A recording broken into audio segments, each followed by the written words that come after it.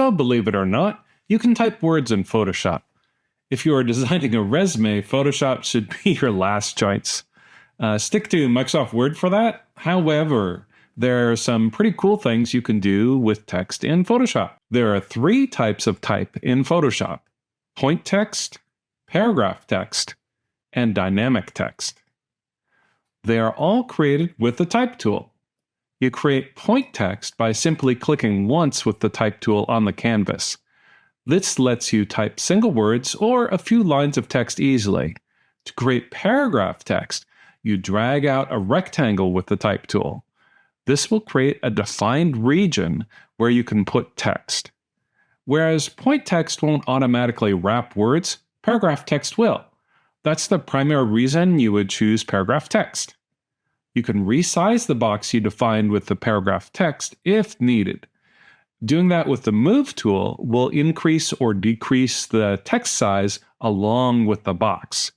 Use the Type tool to resize the text box without resizing the type inside it. You can convert from point text to paragraph text by selecting the appropriate option from the Type menu at the top of the screen.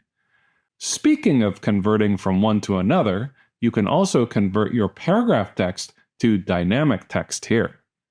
Dynamic text is like paragraph text, except that Photoshop automatically adjusts the font size to fill the line. That can create a block of text where each line is set to a different point size. While I was out shopping, I saw a lady wearing this cool shirt with an inspiring message: "Only good vibes," with a little bit of color and graphical flair. Let's recreate that. On Canvas, download Only Good Vibes 2026 PSD and open it in Photoshop. We have some paragraph text here. You can tell it's paragraph text because when I click on it with the paragraph tool, we see the 8 little boxes around it, and I could resize it, and the text will just flow to wherever the box will allow it to go. We'll just change it back to where it was, and I'll confirm my transformation there. Now, this is a newer feature to Photoshop, and it's actually pretty cool because it's super useful for something that you normally would have to do manually. So we'll choose Convert to Dynamic Text, and currently there's one option there, Block. So we'll do that, and it doesn't look like much changed, right? So it's like, oh, Marty, what the heck? Well, what has happened is it's kind of justifying the text to the box that it's in. Right now, the box is just one line. However, what if we gave the box a little bit more room on the bottom? Nice. Okay, so it's filling in the amount of space, and it's changing the font size of every line to get all of the lines to fill in the same kind of space. So here I've got this kind of defined area set with my guides here, where I want the design to go, and very easily it figured it out as far as what size of type each of these should be. And the words are very close in size, but each of these is actually a different font size. We can't see what that font size is though, because the original was set at 18-point text, and this is dynamic, so it's doing it on the fly. If I change this to another word, like extreme. Wait. Yeah, there we go. There's extreme. You'll see that this line is much smaller, the font size, than the other two. But we'll change it back to only. There we go. And Only Good Vibes. All right, great. So we have our text set up, and right now it kind of looks cool, but it's also kind of boring. It's just black text on a white background. So let's see if we can spruce it up a bit. So one thing that we could do is we can apply a style to text. And to access layer styles, what you want to do is you just go to the layer that you want to apply a layer style to. You don't want to click on these words or on the icon, but just in this blank space over here. If you double click on that, that's the easiest way to get to the layer style. And I'll move this out of the way so we can see what we're doing as we're doing it. Why don't we try a bevel and emboss? Go into the options for that, and we'll make that a little bigger. Boop. Well, that looks kind of neat. And we can soften it.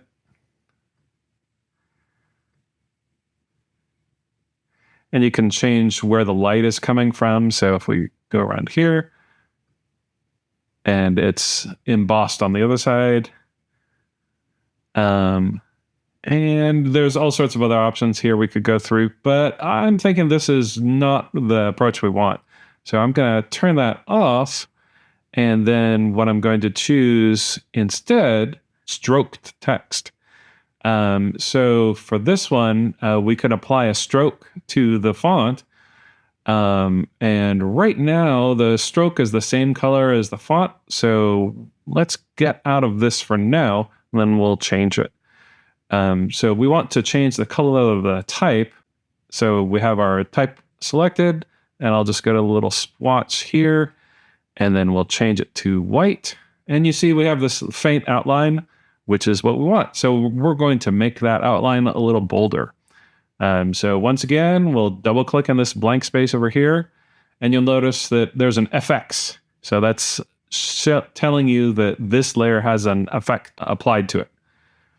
So we'll go back to our settings for the stroke, and we will change that to a bigger size.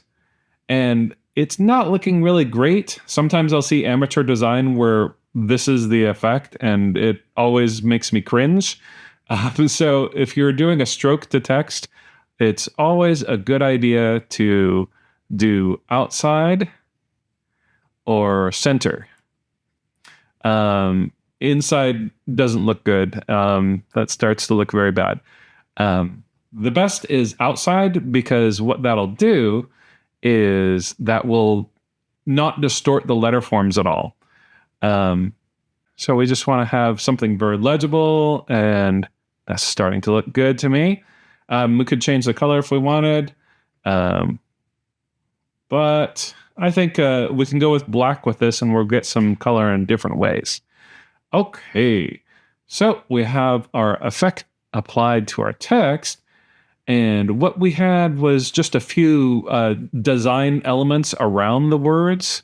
So right here on this layer that I have hidden, there's a flower mark. So I'll just make that visible, and we have this cute little flower mark there. And what that is in this folder is just two shapes. There's a flower outline and then a flower fill. So what we can do is change to the move tool and make sure I don't have auto select on, and then I'll choose the folder, and then we'll just move this in place. And then I'll go to the outside and kind of rotate that like that. Maybe make it a little smaller. Okay. So it's covering up the letters. And what we can do to add some visual interest is I'm going to go to the flower outline, and then I can change the color of that by going to any of the shape tools. For instance, remember, these are all where the vector tools live. This is one shape tool. It's the rectangle shape tool. But if you long click on this, you can see there's a bunch of others. However, we don't have to have a particular one selected, because we just need to have the shape tool selected for us to change the color of a shape in the layers panel. So now that we have that, we can go to our fill here, and I'm going to go to pastel colors, and we'll just choose something cool. And then when we go back, our flower in the corner is that nice little blue color. All right. So what I'd like to do now is kind of replicate this in all four corners. So I'm going to take the flower mark, and I'm just going to drag that folder to the plus icon. And then we got a copy of that. So I'll change to the move tool, and then move this one over to this other corner. And then we can rotate that so it doesn't look identical, and maybe make it look a little bigger. We'll see. Yeah, that's all right. Okay, now let's change the color of that. So I'll go to my outline again and change to any of the shape tools, and we'll go to our pastels again and choose another cool pastel color. Alrighty.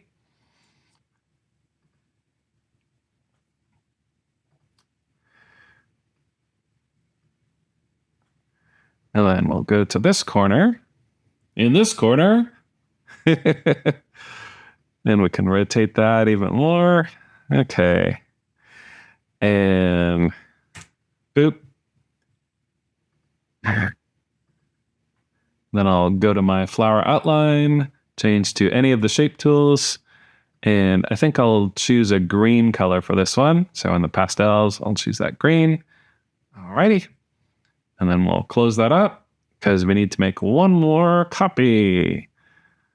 Alrighty. And change the move tool, and we'll put that over in this corner.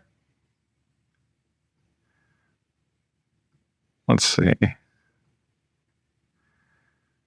Okay, and then we'll open that folder once again, change the shape tool, and change the fill to, what haven't we used? How about orange? Will that work? Yeah, that's looking pretty good. All right. Now, since we have this rectangle tool already selected, why don't we use that? So we can have another bit of color here, and we will change it to, let's see. There we go. I don't think we've used that color. Yeah, that's good. All right. And then, obviously, we don't want this covering the words, so we're going to have to go on our layers panel, and then I'm going to drag that down, and I want it to be below the words. And then it looks kind of boring like this, so what I'll do is I'll go outside one of these corners, and then we'll just rotate that like that.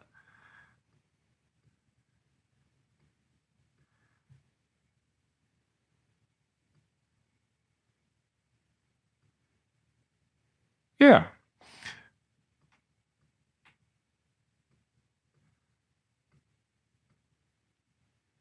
Okay. And then we have our only good vibes design. On the options bar, you can make a few basic adjustments to text. Just to the right of the tool preset menu, this button flips the text orientation from vertical to horizontal. Moving to the right, you can change the font, style, and size from the drop-down menus. The 3 sets of lines will change the text alignment to left, centered, or right justified. You can change the swatch color by clicking on the color well. That's the basics. However, there are 3 more buttons to do more advanced things. There are the T with the lightning bolt, and that changes the text to dynamic type.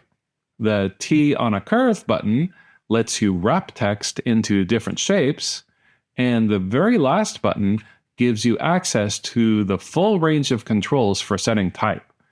This is where you'll find all the type formatting features like you would find in Microsoft Word. They are split into 2 panes, one for character formatting and the other for paragraph formatting. There are a lot of controls to play with. You can hover your mouse over any icon to see what each setting does. Choosing how to use type is a bit more involved than finding a font you like. You must think about the types of choices you make that will affect how viewers will be able to read what you are typing. Some fonts will be readable at big sizes, but completely illegible at small sizes. Also, if you have more than one bit of text in your Photoshop document, you need to think about how the text relates to each other. You can create harmony and contrast by varying a few simple elements, such as the font, size, style, color, and alignment. Let's go over a few more advanced terms you'll see in the font and paragraph panes. Kerning is a way to adjust the space between 2 letters. Sometimes you need to move letters closer together to close a large gap that would make the overall spacing look inconsistent. Tracking is similar, but it refers to adjusting the space over a range of letters. For example, large text usually needs negative tracking so that letters don't seem too far apart, while small text can be made easier to read with positive tracking. Leading is the amount of space between lines of type. With sans serif text, you need a lot more leading than the default Photoshop provides. A good rule of thumb is to multiply the font size by 1.5 to determine the appropriate leading for sans serif text. Lines of text that are super close together are stressful to read. Give your readers a break.